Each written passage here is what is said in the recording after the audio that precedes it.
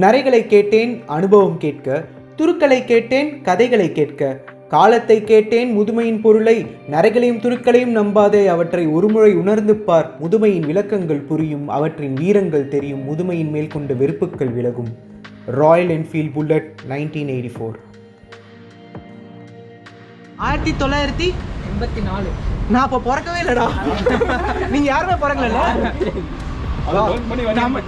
முதல் தடவை என்னை விட வயசான வண்டி ஒன்று ஓட்ட போவோம். போலாம் எற வண்டியை யாரோ ஒருத்தர் ஹெல்மெட் கொடுக்குறா.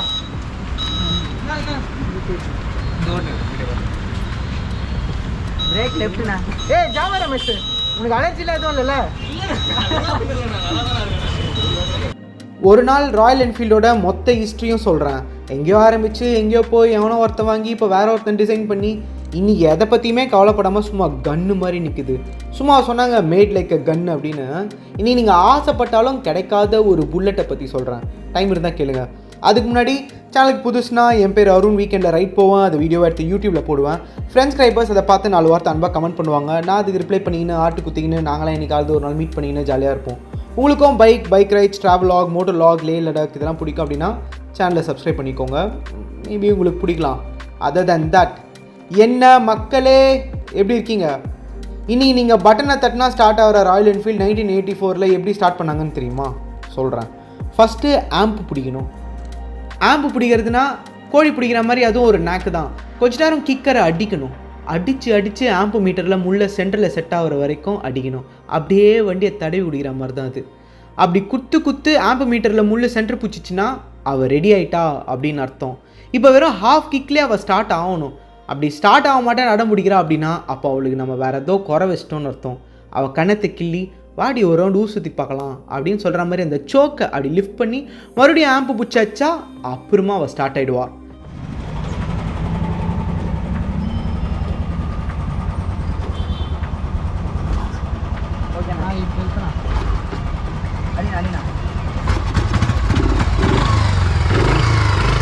ஸ்டார்ட் ஆனதும் கிள்ன கணத்தை விட்டுருணும். ஸோ சோக்கை ஆஃப் பண்ணிடணும்.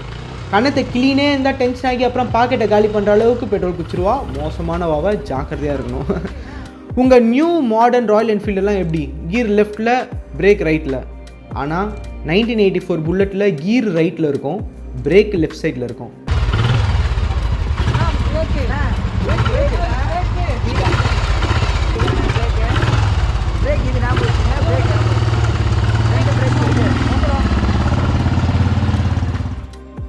அங்கே லெஃப்டில் நீட்டு கம்பியாட்டம் ஒன்று நீட்டின்னுக்குதுல்ல, அது ஆக்சுவலி பிரேக்கு. இந்த டிஃப்ரென்ஸை புரிஞ்சுக்கிறதுக்கும் தெரிஞ்சுக்கிறதுக்கும் பழகிக்கிறதுக்கும் கொஞ்ச நேரம் ஆகும் தான். இந்த காலம் மாதிரி யார் வேணால் யார் கூட வேணால் உடனே செட் ஆகிக்கிறது, மாறி ஃபிட் ஆகிக்கிறது, பாய் பெஸ்டி கேர்ள் பெஸ்டி இதெல்லாம் 1984 கிடையாது. ஒருத்தி கையை பிடிச்சா கடைசி வரைக்கும் அவள் கூடவே தான் இருக்கணும். அண்ட் அவளும் இருப்பாள். ஸோ கஷ்டப்பட்டாச்சும் பழகிக்கணும். அந்த கீரை போடுறது ஒன்றும் சாதாரண விஷயம் கிடையாது. இப்போ வர ராயல் என்ஃபீல்ட் பைக்ஸ் எல்லாமே டமால்னு சத்தமாக தான் கீர் விடும்.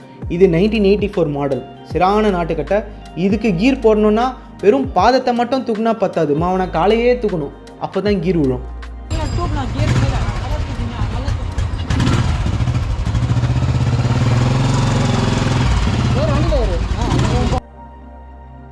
அப்புறம் நியூட்ரலெல்லாம் நீங்கள் நினச்ச மாதிரிலாம் நினச்சப்பெல்லாம் போட முடியாது. அந்த வண்டியும் நினைக்கணும் கீர்லேருந்து நியூட்ரல் விழணும் அப்படின்னு நினைக்கணும். அதுக்கு செப்பரேட்டாக கீருக்கு பக்கத்துலேயே வர அந்த எவர் சில்வரில் ஒரு லீவர் வருதுல்ல, அதை அழுத்தணும். அதுவும் ஒரு நேக்காக தான் அழுத்தணும். உங்கள் இஷ்டத்துக்கு அழுத்தினா அது வேலைக்கு ஆகாது. இது எல்லாம் புரிஞ்சுக்கின்னு நீங்கள் ஓட்ட ரெடி ஆகிட்டிங்கன்னா வயசானாலும் கம்பீரம் கொஞ்சம் கூட குறையாத அந்த 346cc சிங்கிள் சிலிண்டர் ஏர் கூல்டு 4 ஸ்ட்ரோக் இன்ஜின் ப்ரொடியூஸ் பண்ணுற 17 ஹார்ஸ் பவரை ஃபீல் பண்ணி 70 mm போரில் 90 mm ஸ்ட்ரோக்கு சும்மா டுபுன்னு அந்த சிங்கிள் சிலிண்டருக்குள்ளே இருக்கிற 2 வால்வில் டான்ஸ் ஆடுறத ரசிச்சிங்கன்னு உங்களால் முடிஞ்சால் அந்த 4 ஸ்பீட் கியர் பாக்ஸில் நாசூக்கா 4வது கியரில் போய் டாப் ஸ்பீட் 110 km அச்சீவ் பண்ணி நீங்கள் ஓட்டினீங்கன்னா சும்மா வேறு லெவலில் இருக்க ராஜ போதையில் நீங்கள் உக்காந்துருக்கலாம். அப்படி ஓட்டும்போது உடம்பெல்லாம் சும்மா அப்படியே சிலுக்கும். இங்கிலீஷில் என்னமோ சொல்லுவாங்களே, கூஸ் பாம்ஸ், அது கிடைக்கும். காற்று அப்படியே நம்ம மேலே அடிக்கும், கையெல்லாம் அப்படியே வைப்ரேஷன்ஸ் ஆகும், மனசுக்குள்ளே ஹீரோயிசம் அப்படியே ஃபீலிங்ஸ் ஆகும். 1984 இந்த வண்டி என்னோட 4 வயசு பெரிய பொண்ணு. நான் இப்போது வீட்டில் சொல்லி பார்க்குறேன், கோச்சிக்க மாட்டாங்க. ஆனால் ப்ளீஸ் நீ என் கூட வந்துரு, எனக்கு நீ வேணும். உனக்காக யார்கிட்ட வேணாலும் சண்டை போடுறதுக்கு நான் ரெடியாக இருக்கேன். யார்கிட்ட சண்டை போடணுன்னு மட்டும் நீ சொல்லு. டியூப்லெஸ் டயர் தான், ஸ்போக் வீல்ஸ் தான், இந்த காலத்துக்கு வேலைக்கே ஆகாத 2 எக்ஸ்பேண்டிங் பிரேக்ஸ் தான். பரவாயில்ல, நான் அட்ஜஸ்ட் பண்ணிக்கிறேன்.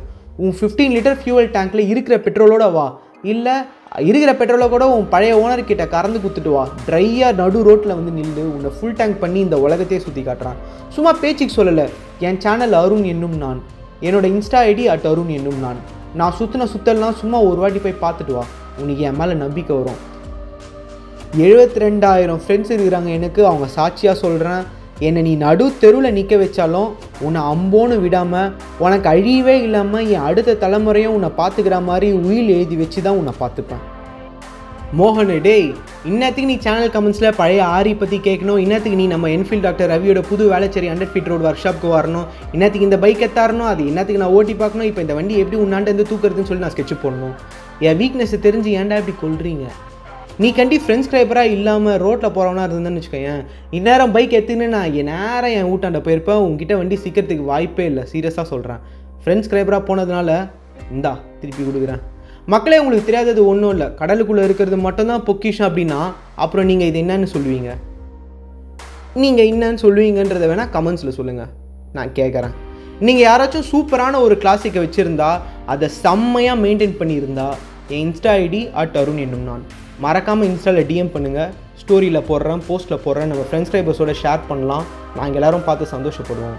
இந்த மாதிரி பொக்கிஷத்தை வச்சுருந்தா பத்திரமா வச்சுக்கோங்க. உங்கள் தலைமுறைகளை அதை பத்திரமா பார்த்துக்க சொல்லுங்கள். முடியலையா, அதை எத்தாந்து என்கிட்ட கொடுத்துருங்க, நாங்கள் பார்த்துக்குறோம். வேளச்சேரி 100 feet ரோடில் ஷாக்கு ஆப்போசிட்டில் போகிற ஹீரோ மோட்டார்ஸ்க்கு அடுத்து வர பக்கத்து சந்து லெஃப்டில் நம்ம ரவியோட புது கடை போட்டிருக்காங்க. புது ராயல் என்ஃபீல்டோ இல்லை பழைய ராயல் என்ஃபீல்டோ சர்வீஸ் சென்டரை விட பக்காவாக சர்வீஸ் பண்ணி தரமான ஒரு டேலண்ட்டு. இமயமலைக்கு நான் எடுத்துன்னு போனேன், என் ஹிமாலயனா கூட இவர் தான் ரெடி பண்ணி கொடுத்தாரு. வேளச்சேரி, கிண்டி, பள்ளிக்கரணி, ஆலந்தூர், மேடவாக்கம், தரமணி, விஜயநகர், கீழ்கட்டளை, நங்கநல்லூர், ஓஎம்ஆர் ரேடியஸ்குள்ளே இருக்கிற எல்லா ராயல் என்ஃபீல்டு ஓனர்ஸும் நோட் பண்ணிக்கோங்க. நம்ம மெக்கானிக்கு நல்ல மெக்கானிக் கிடைக்கிறது கஷ்டம், இவன் நல்ல மெக்கானிக்கு பூச்சி வச்சுக்கோங்க. கடையோட லொக்கேஷனு, அவன் ஃபோன் நம்பரு எல்லாத்தையுமே டிஸ்கிரிப்ஷனில் போடுறான், எத்தி யூஸ் பண்ணிக்கோங்க. ஆல் தி பெஸ்டா டே ரவி. உழைப்பின் உயர்வை நீ சேர்க்கும் செல்வம் அளக்கா, நீ சேர்த்த மக்களால் அளந்து பார். ஆற்றலின் ஆர்வம் பெருகும், ஆர்வத்தினால் செல்வம் உயரும். இப்படிக்கு என்றும் அன்புடன் அருண் என்னும் நான். இந்த டீசல் புல்லட்டு தான் யாரா வச்சிருந்தா அதையும் பூச்சி ஓட்டி பார்த்துடலாம் விரைவில்.